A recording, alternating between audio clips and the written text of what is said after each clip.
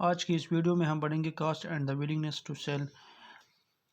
इससे पहले हमने विलिंगनेस टू बाय और कास्ट के बारे में पढ़ा था, जो कि बायर्स की तरफ से था, और उसका सरप्लस। तो अब हम सेलर की तरफ से पढ़ेंगे उसका विलिंगनेस, उसका कास्ट और इसका सरप्लस।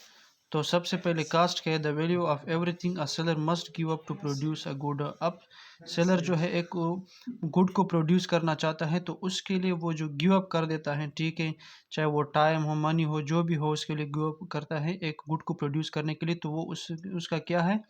वो कास्ट है, ठीक है।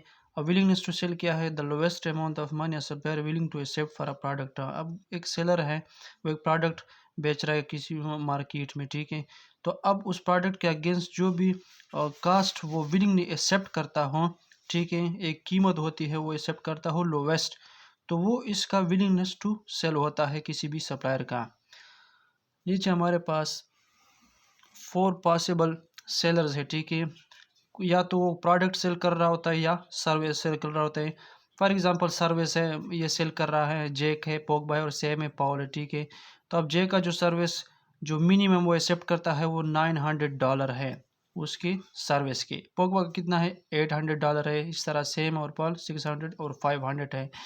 तो हमारे पास जेक जो है मार्केट में अपने सर्विस सेल कर रहा है, तो वो फॉर एग्जांपल बताएगा $1000, ठीक है।